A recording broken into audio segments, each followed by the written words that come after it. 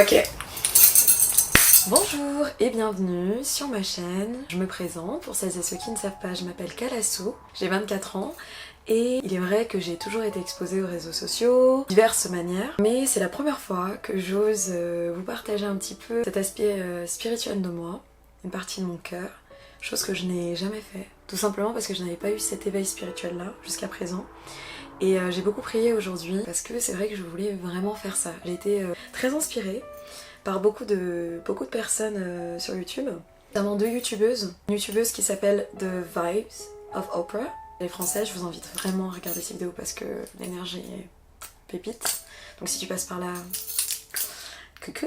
Une jeune américaine qui s'appelle Growing Through It, qui fait aussi des vidéos chrétiennes, des vidéos, je sais pas comment on appelle ça, des vidéos spirituelles, de méditation, des podcasts de réflexion, et c'est vrai que c'est des choses qui me stimulent énormément, mais au-delà de ça aussi, qui éveillent ma foi, permet en fait, c'est des enseignements.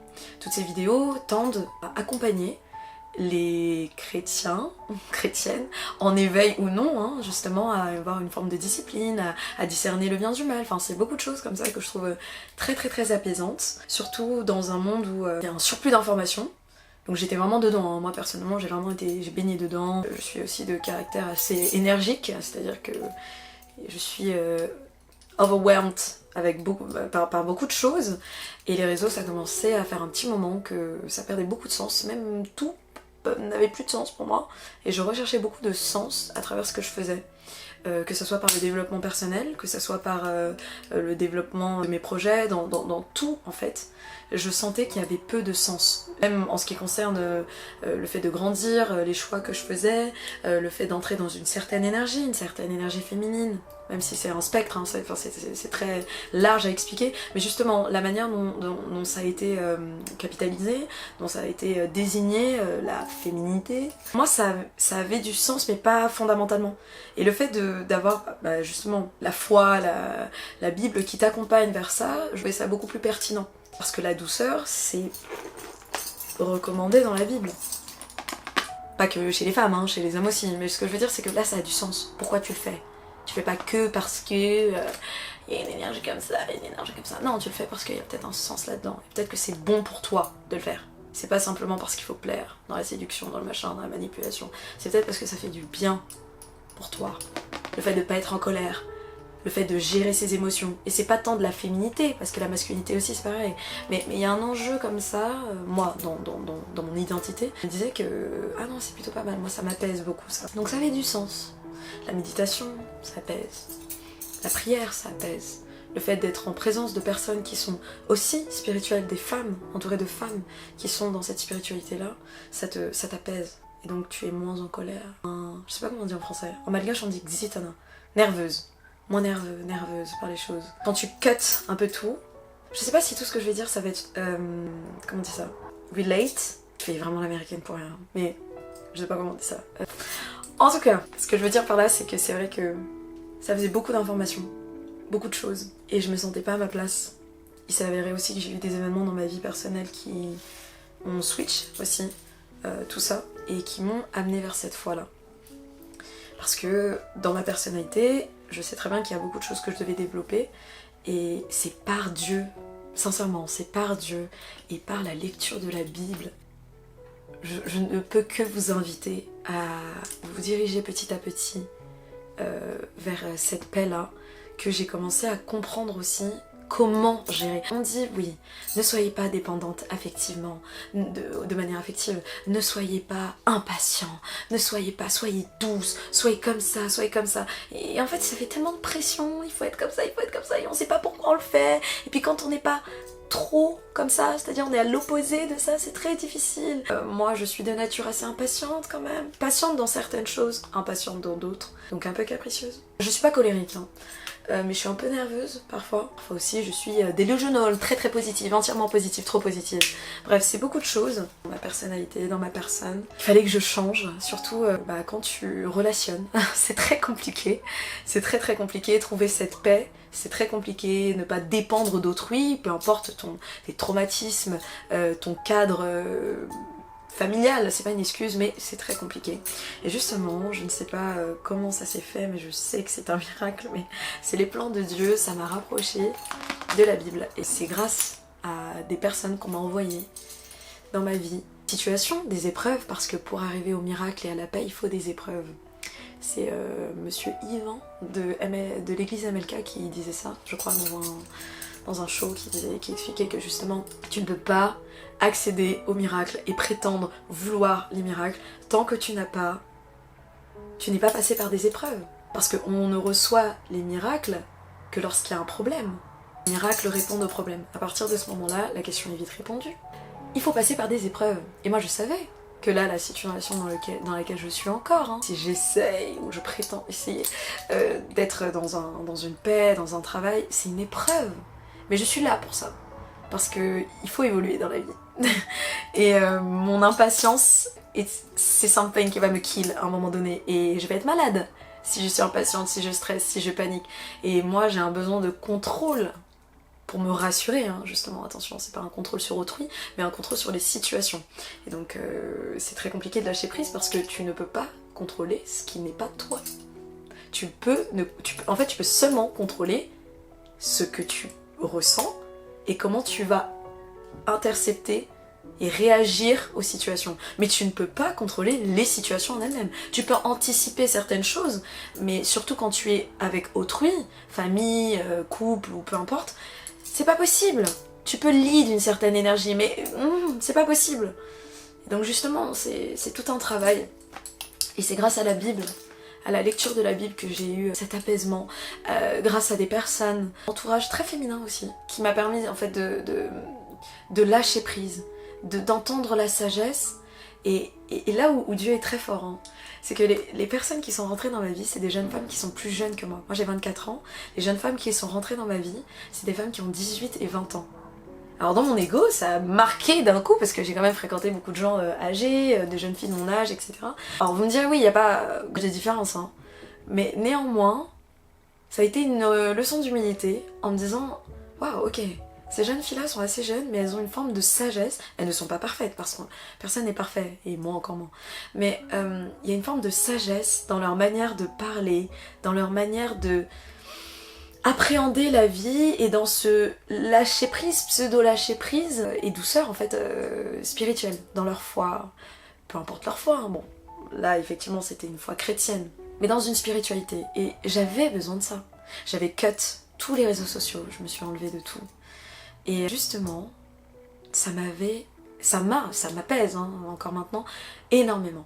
Ça m'inspirait parce que, alors j'ai un caractère à moi, je ne vais pas commencer à recopier n'importe qui. Et cette forme de douceur-là, je la trouvais très inspirante. Parce que ça montre quelqu'un qui est en place, qui fait confiance à Dieu, qui est pas dans toutes ses émotions, tous ces trucs. Alors attention, on est des êtres humains, donc on est des êtres d'émotions. Évidemment. Donc du coup, moi j'ai commencé à lire la Bible par les conseils d'une amie, d'une collègue de travail, mais également de mon cousin qui est pasteur. Je l'embrasse très fort s'il est là. Et on m'a conseillé de commencer par Matthieu. Comme je vous ai dit, je suis déjà chrétienne depuis toute petite, baignée dans les églises protestantes malgaches, donc je sais un petit peu ce que c'est le christianisme quand même. J'ai aucun mal à prier depuis toujours, Dieu est très proche de moi, je ressens sa présence constamment, et ses miracles aussi, ses blessings aussi. Néanmoins, il y a quelque chose que je voulais développer, c'était ma foi. Et je n'avais jamais, au-delà de l'école du dimanche, je n'avais jamais vraiment puisé ma foi vers la Bible en fait. Et je l'ai fait, parce que là je suis dans une épreuve de vie qui est très très difficile. En tant que femme c'est très compliqué, mais je le fais quotidiennement. J'essaye de méditer, je n'ai pas du tout tous les skills pour méditer, c'est pour ça que je ne peux pas avoir la prétention encore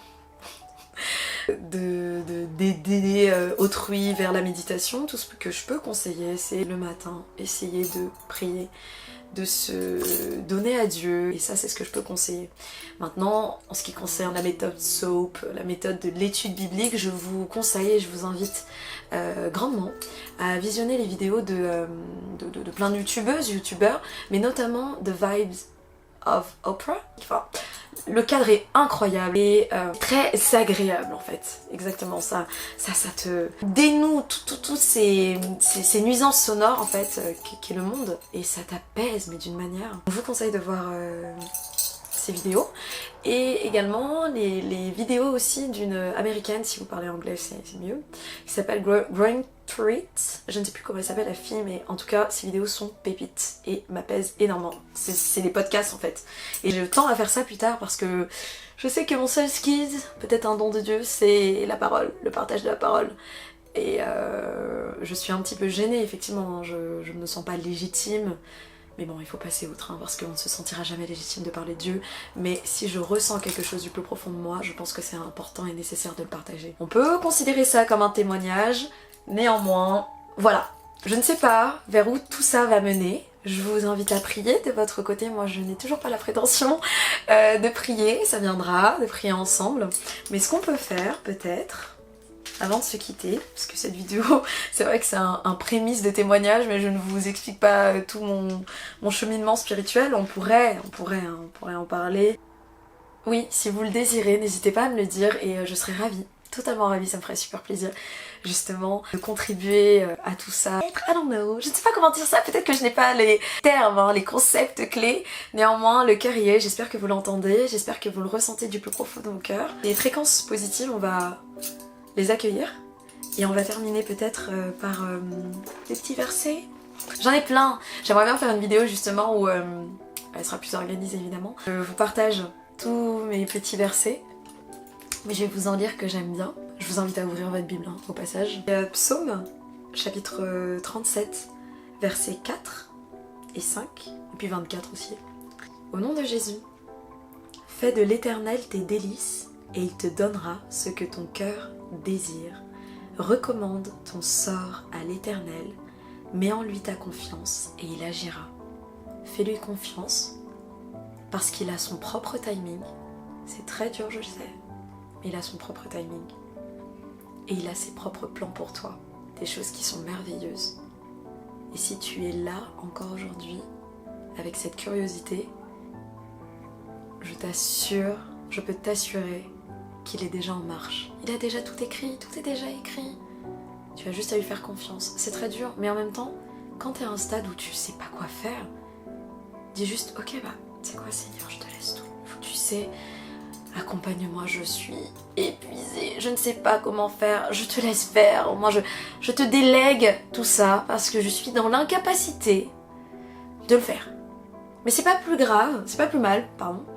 Au contraire, moi je vais m'appuyer sur ce que je peux contrôler, c'est-à-dire travailler sur moi. Je ne peux pas faire en sorte que cette personne vienne vers moi. Je ne peux pas faire en sorte que cette personne s'excuse. Je ne peux pas faire en sorte que cette personne change, parce que c'est du ressort de la personne. C'est du ressort de Dieu et son intimité avec Dieu, mais ça n'est pas de mon ressort. Ce qui est de mon ressort, c'est de pardonner cette personne, d'empathir pour cette personne et de comprendre qu'elle a son propre timing aussi et qu'elle doit découvrir Dieu. Donc je vais prier pour moi, pour cette personne, ces personnes et faire en sorte que ces personnes soient transpercées par le Saint-Esprit. C'est tout ce que je peux faire. Et croire et espérer, évidemment. Moi je suis une jeune fille qui espère beaucoup, hein. Et beaucoup trop, peut-être des lulus, mais j'espère beaucoup. Je suis une fille qui espère beaucoup, qui ne faillit jamais. Je sais pas si ça me porte défaut, préjudice, mais en tout cas, je crois très très fort au miracle et aux signes. Dieu répond. Je vous assure, je peux vous assurer que Dieu répond. Il répond vite, il répond lentement, mais en tout cas c'est un test. Si tu vois les choses différemment en disant c'est pas grave, c'est ok, de toute façon le but c'est que j'évolue et je veux voir par curiosité où on peut aller, il a tout ça, enfin il se charge de tout ça. Donc ça c'était le chapitre 17 de Psaume. Maintenant il y a aussi le verset 24, hein, toujours du même chapitre, pardon 23. L'Éternel affermit les pas de l'homme et il prend plaisir à sa voix. S'il tombe, il n'est pas terrassé, car l'Éternel lui prend la main. Sois rassuré, mais pas ne t'inquiète pas, sois rassuré. Dieu est là et il te prend par la main. Au plus bas comme au meilleur jour, peu importe, il est là. Moi je suis au plus bas. Je souris parce que j'ai un peu de paix dans mon cœur, mais je pleure beaucoup. Ce matin j'ai pleuré. J'ai tellement pleuré que je me suis endormie en pleurant, en priant. Hier j'ai pleuré.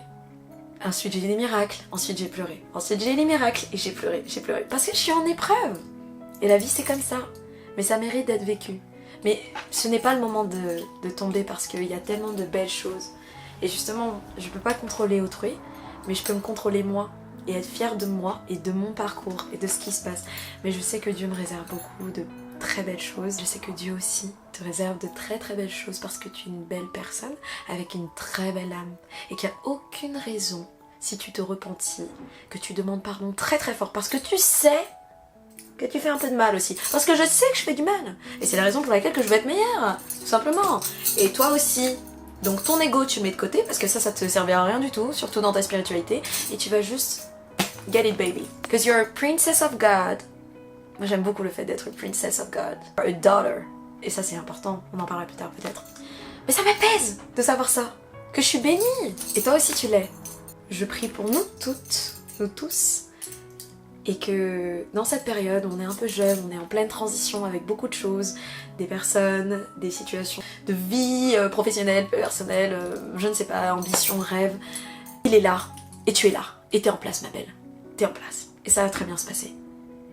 Si on t'a mis des rêves dans la tête, c'est pour que ça se réalise. Si c'est la volonté de Dieu et si ça permet de contribuer à la lumière de Dieu, à cette foi et à cette ferveur que tu veux multiplier. Sur ce, je te souhaite une très bonne journée.